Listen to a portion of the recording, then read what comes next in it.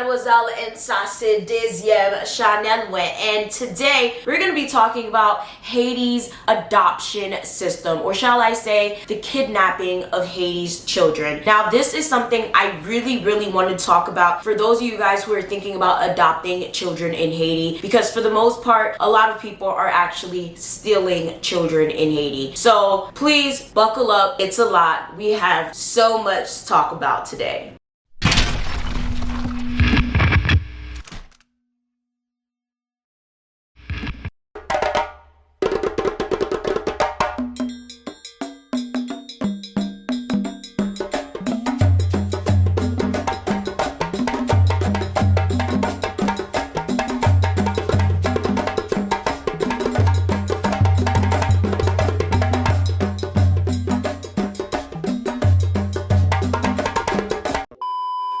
Now, when it comes to Haiti, most of you guys, when you hear about Haiti, all of the time, the first thing you hear about is Haiti is the most poorest country in the Western Hemisphere, blah, blah, blah. We get it. It's very normal for those of you guys who hear anything about Haiti to always be associated with the negative things, because Haiti's dirty laundry is always consistently being aired in the media. But understand, Haiti's situations are nothing different from a lot of things that go on in any other country. Our stuff is just always what you hear about, especially the negative. You almost never hear about the positive. So it's normal for people to always want to think, oh my God, let me help the children of Haiti. Let me help those who are less fortunate. Let me go adopt a child. Let me, who lives in the US, Canada, UK, or a more affluent area of the world, go adopt a child and give them a forever home where they can be safe. But understand that there are no orphans in Haiti. Now, of course, there's plenty of children in Haiti who no longer have parents, right? But that's not what we're talking about. We're talking about thousands,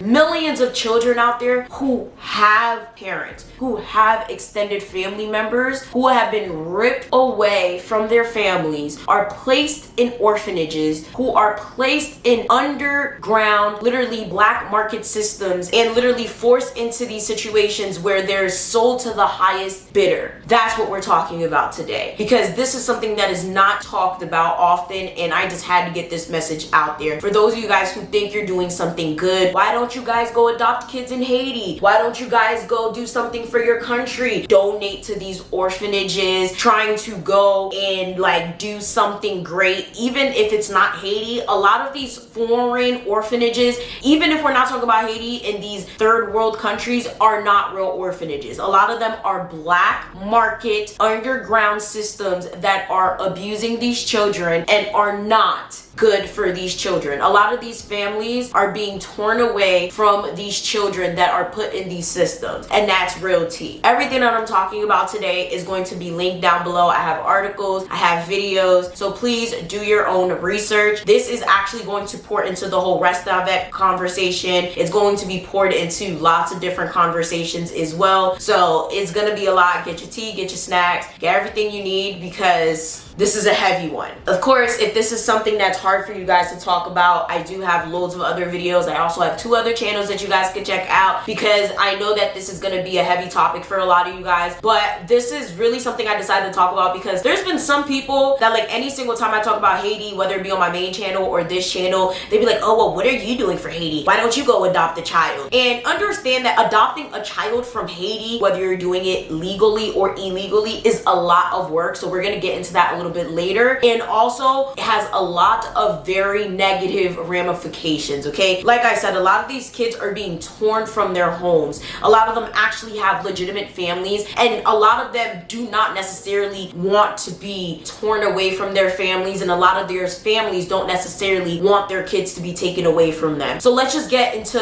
a few of the ways that kids can be adopted in a way. So of course, there's permanent adoptions and there's temporary adoptions. Now, the first way that a lot of kids are kind of adopted in a way that that a lot of you guys may have been told about, and I did a video on this already, is the Restavek system. Now, the Restavek system has been something that has been demonized, and a lot of people don't necessarily understand it, but you guys can check my video out. I will lay down below. But basically, the Restavek system is a way that a lot of people kind of put their child in a more affluent home when they can't necessarily take care of them financially. In exchange, that child is given room, board, and an education, and that child does services around the house, cook, clean, whatever the case may be. And sometimes there is money exchange, sometimes there's not, but if not, there is services exchange. And usually it could be up to a certain time. It could be a year, 2 years, 5 years, it could be forever. It really depends on what agreement is made, and the child stays there for whatever time being, whatever the agreement is made. And sometimes the family does have an agreement to come see the child. Sometimes the child is just left there and raised with the person's family completely, as if they are completely adopted and they don't know anything about it. Sometimes they are adopted fully and there is no services exchange. Truly depends. Sometimes it's just a money exchange and there's no services. Whatever the case may be, the reason the whole Restavek situation has been demonized is because there are some people that are really bad, and they do turn this into an abuse situation. They treat these kids like Cinderella in a sense, okay? These kids can be abused. They are disrespected. They are malnourished. They don't let these kids go to school. They are really, really treated badly in some senses. However, in my experience, my family has a lot of Restaveks, and I literally didn't even know they were Restaveks. Like, they were raised like my own family. So, like, personally, in my experience, my family treated Restaveks like my own cousins. Literally, I didn't even know. I never seen it as a negative way, but there's a lot of people that do treat them really, really poorly, and that gives the whole Restavek situation a bad name. On the other end, there's lots of people who have set up orphanages in Haiti, and they will come to these poor neighborhoods and they will tell these families like, hey, we know that you cannot take care of your child, you know, you don't have enough food, you don't have enough water, you don't have enough resources to send your child to school. We'll send your child to school. We'll find them a good family in the States,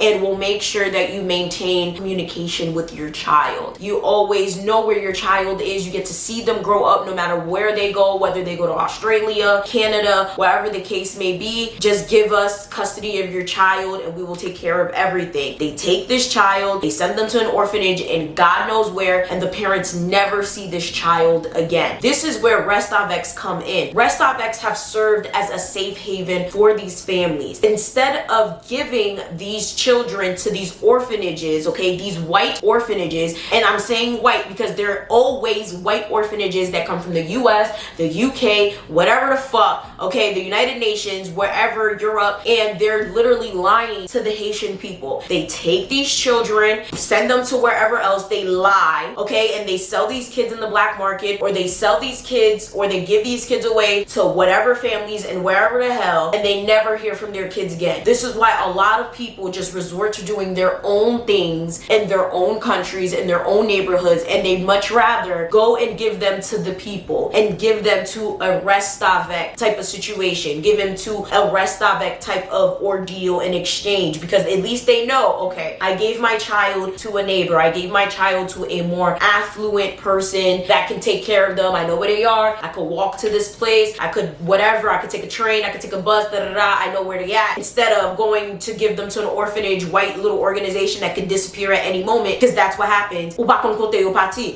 a lot of people may be thinking, okay, but the Restavek can do whatever it is to this child. Yes, that is true. But it's one of those things where it's the lesser of two evils, right? Restavek means rest with, to stay with. Restavek, restavekli, rest with. That's the whole translation of Restavek. Patience. It makes perfect sense. I just actually thought about that. Restavekli, Restavek. Funny. But anyways, there's also some other kind of sinister type of adoption ways, such as the whole mistress adoption marriage pipeline, such as married men sleeping with mistresses and their wives finding out and then going to take the child and taking that child in. And you guys are probably like, girl, listen to me. There's been lots of situations, and I'm sure those of you guys watching this video down below, you know someone, whether it be a friend or a family member, who was raised this way. There's lots of men out there, especially in Haiti, this happens a lot, who have gone to cheat on their wives with a mistress who is of a lower class, who was poor, or whatever the case may be, who might have been a Restavek themselves. And literally everyone finds out about this situation, and now the wife finds out, and they go and they take the child from the mistress and they threaten the mistress, saying like, you know what, if you do not give me this child, I'm going to kill you, I'm going to embarrass you, I'm going to make sure everybody knows that you did this with my husband, you will never be married, you will never have a good life, I'm gonna do this, I'm gonna do voodoo on you, whatever the case may be. And they take this child and they raise this child as their own, either because they cannot have children themselves, and that's probably why the husband cheated in the first place, or because of embarrassment, you know, they don't want everybody to find out that the husband cheated on them, or whatever the case may be, or just for whatever other types of reasons. So that could be another form of adoption that takes place. There's been lots of people that have been raised this way. Very sinister shit, but it happens a lot. I know someone that this happened to in America. You'd be surprised, okay? Haitians do a lot of shit, okay? And again, this is also to save something like this from happening in terms of an orphanage type of situation, white orphanages,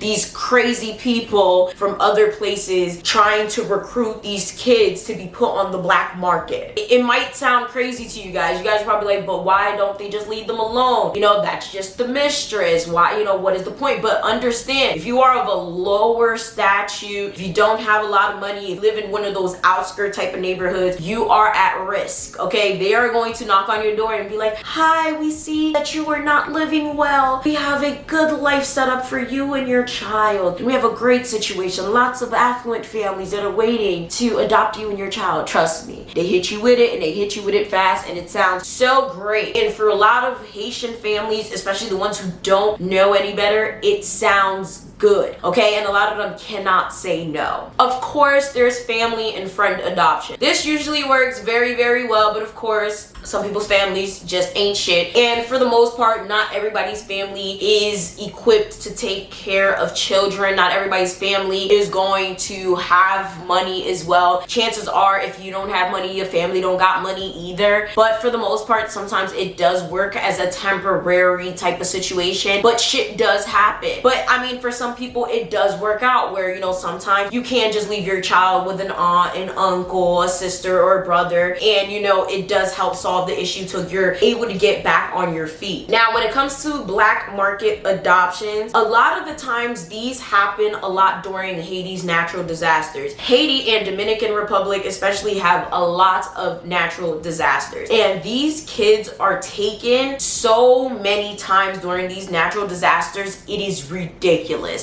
A lot of the times when you hear about these natural disasters and these crazy things happening in the country, you see that people are talking about, oh, it's the voodoo that are taking these kids, it's the lugawu, it's the boko, it's the ogon, it's this. And you see so many people out here killing the ogon, killing the boko, killing the lugawu. You see so many videos on Facebook, and you see so many people rioting. Understand, when you see people in Haiti rioting and going crazy and doing all of this extra shit, most of the time when you see all of that shit happening and people are rioting and it's not during election times, they're rioting and going crazy because of people trying to kidnap the children. If it's not about people doing fuck shit with the gangs and shit like that, it's because people are kidnapping the children and trying to sell them into human trafficking. They're doing fake orphanages and trying to sell these kids on the black market, and that's what they're not going to tell you. It's scary shit, and it's ridiculous as all hell. Remember that whole situation when all of these people were going crazy because they went and they kidnapped them damn American diplomats or whatever the hell it was? What y'all think that was? Never ever take news headlines for face value. Always do some digging. Always do some digging. Go to page 8 if you have to. Page 1, 2, and 3 never gonna tell you the tea. Gotta go to page 8. Gotta do your searches on different